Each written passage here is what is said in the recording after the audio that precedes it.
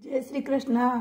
आज हम जानेंगे गोपाष्टमी कब है और गोपाष्टमी की गौ माता पाठ पूजा कैसे की जाती है। सनातन परंपरा में कार्तिक मास के शुक्ल पक्ष की अष्टमी तिथि को गोपाष्टमी के नाम से जाना जाता है। ये दिन गौ पूजा गौ सेवा के अत्यंत शुभ और पुण्यदायी माना जाता है। हिंदू मान्यता के अनुसार जिसे गौ माता के शरीर में 33 कोटि देवी देवताओं का वास होता है, उनकी पूजा गोपाष्टमी पूर्व के दिन करने से इंसान के सारे दुख कष्ट दूर हो जाते हैं, सारी मनोकामनाएं पूर्ण होती हैं। सुख सौभाग्य की कामना के लिए इस साल गोपाष्टमी पर्व की पूजा किस दिन करना, किस में करना उचित रहेगा। पंचांग के अनुसार कार्तिक महीने के शुक्ल पक्ष की अष्टमी की तिथि 29 जनवरी 2025 बुधवार को प्रातःकाल 9:23 पर प्रारंभ होकर 30 अक्टूबर गुरुवार के दिन प्रातःकाल 10:06 तक रहेगी। और इस उदय तिथि के अनुसार हम 30 अक्टूबर को इनकी पूजा करेंगे। हिंदू मान्यता के अनुसार गोपाष्टमी के दिन गाय और उसके बछड़े की पूजा करना अत्यंत शुभ और फलदायी माना जा गया है। ऐसे में गौ सेवा करने के लिए व्यक्ति के इस दिन स्नान दान करने के बाद सबसे पहले गौ माता को प्रणाम करके आशीर्वाद लेना चाहिए। इसके बाद गौ माता और गौवंश को स्नान करा के उनकी सफाई करनी चाहिए। उसके बाद गौ माता के शरीर को सुखाकर उनके सींग पर काले रंग गेरुए रंग का रंग करना चाहिए। इसके बाद गौ माता हल्दी चंदन रोली आदि से तिलक करे, उन्हें फल फूल धूप दीप आदि को अर्पित करे। ओम नमः देवी महादेवी सुरभ्य च नमो नमः मंत्र आदि से पूजा करे। गो पूजा करने के बाद उनकी आरती करे और उनके पैर छुए। गोपाष्टमी के पावन पर्व को गौ सेवा के लिए सबसे उत्तम दिन माना गया। यही कारण है मथुरा वृंदावन समेत पूरे ब्रह्म मंडल में इस दिन लोग पूरे विधि विधान से गौ सेवा और गौ पूजा करते हैं।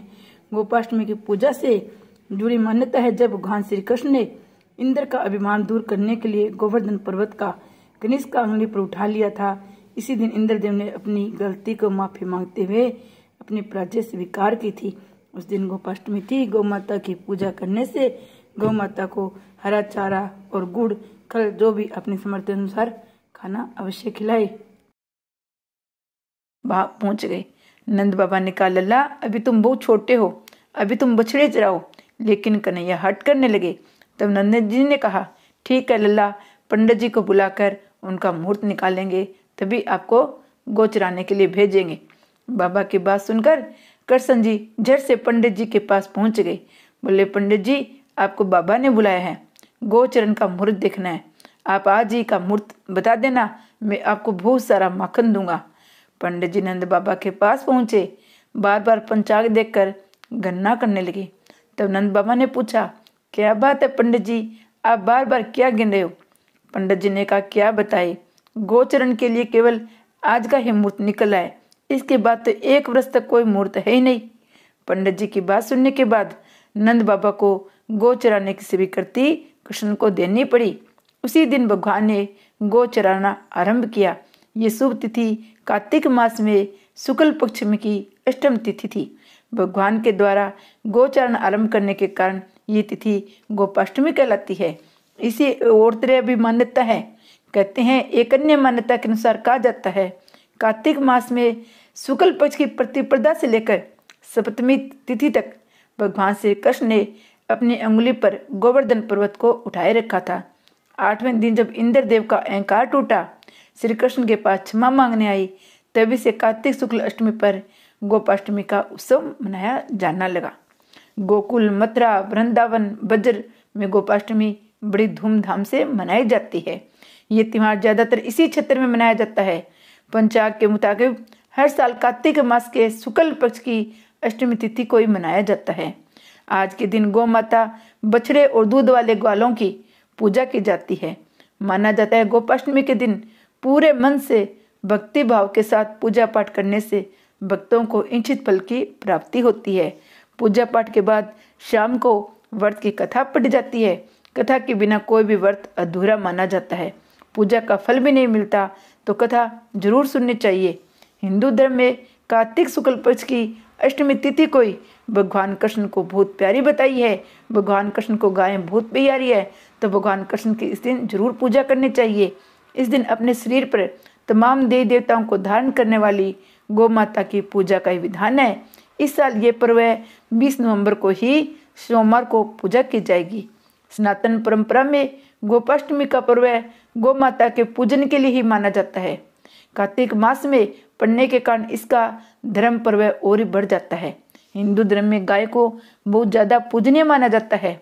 गौ माता के शरीर में 33 कोटि देवी देवताएं निवास करते हैं। ऐसे में गौ पूजन, गौ सेवा करने पर सिर्फ गौ माता नहीं बल्कि 33 कोटि देवी देवताओं का आशीर्वाद प्राप्त होता है।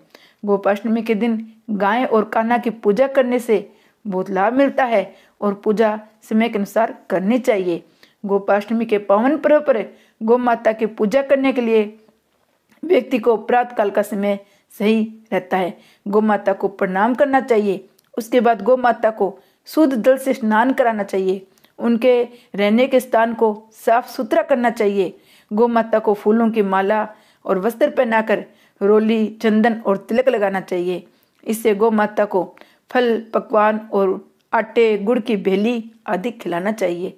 फिर गौ माता को धूप दीप जलाकर उनकी आरती करना चाहिए। हिंदू धार्मिक मान्यताओं के अनुसार गोपाष्टमी के पर्व पर गौ माता के साथ भगवान श्री कृष्ण का विधि विधान से पूजन करना चाहिए। गाय माता की पूजा करने पर व्यक्ति को सुख सौभाग्य के साथ आरोग्य की भी प्राप्ति होती है। मानते हैं जिस घर में गौ माता रहती है उस घर से जुड़े वास्तु दोष अपने आप दूर हो जाते हैं।